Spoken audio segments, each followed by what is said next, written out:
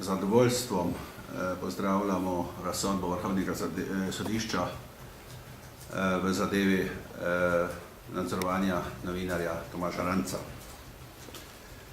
Razsodba Vrhovnega sodišča je eden od epilogov afere Vič-Holmec in uspešen poskus odprave kolateralne škode te afere, katere scenaristi so z namenom obračuna znotraj policije in s poskusom inkriminiranja Slovenije pred Haaškim sodiščem Sloveniji in policijskim veteranom povzročili veliko škodo.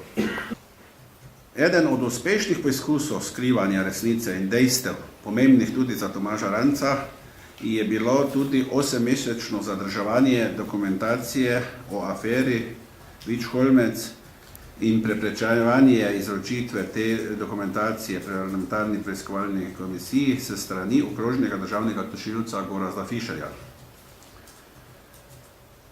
Ko sem po 8 mesecih dobil dokumentacijo, to je bilo takrat, ko smo že končali zasliševanje prič in je tožilec, mislim, da že zavrgel kazensko ovadbo zoper Draga Kosa, sem iz te dokumentacije razkril neposredne dokaze, da so se podatki, telefonski izpisi o klicih Tomaža Ranca pridobili pred odredbo preiskovalnega sodnika.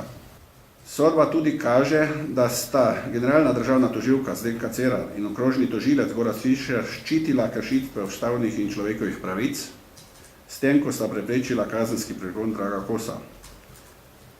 To je bil tudi nezaslišan poseg se strani takratne politike pod vodstvom LDS na področje človekovih pravic, ki je dokaze in javne pozive ignorirala, kadrovsko pa kršitve nagrajevala. Tudi sedanja funkcija Draga Kosa je plod kadrovskega nagrajevanja prejšnje koalicije. Med primerom Ranc in prisluškovanjem takratnemu vodji opozicije Janezu Janši so namreč mnoge skupne točke. Vse se je dogajalo v času vladavine LDS, vse je bilo zakonito in v obeh primerih je šlo za grob poseg v komunikacijsko zasebnost. Primer Ranc je s tem že končan.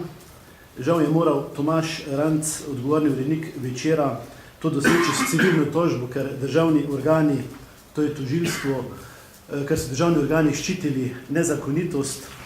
Prisluškovanje Janezu Janši v letu 2004 pa bo očitno na sodni epilog moralo še počakati kar precej let.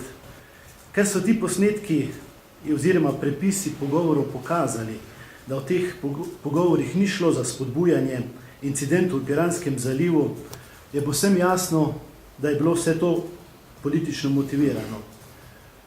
V času vladavine LDS so torej nezakonito spremljali in novinarje in opozicijo.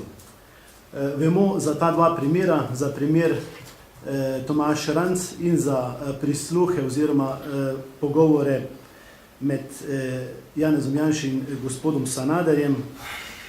Lahko pa je teh pogovorov oziroma teh prisluhov bilo še bistveno več.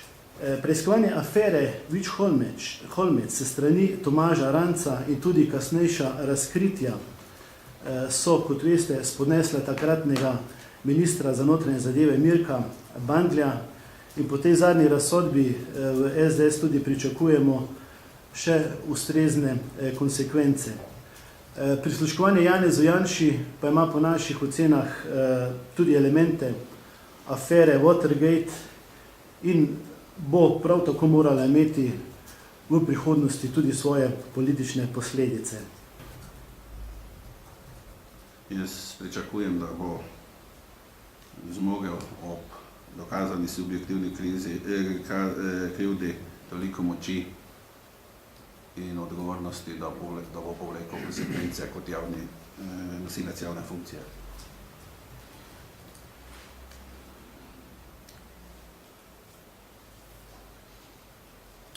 Omenili ste konsekvence. Kaj natančno mislite s tem, da mora gospod Kos odstopiti svoje funkcije ali boste zahtevali to? Jaz mislim, da je to minimum pravne odgovornosti in odnosa do pravne države, da bo ponudil odstop.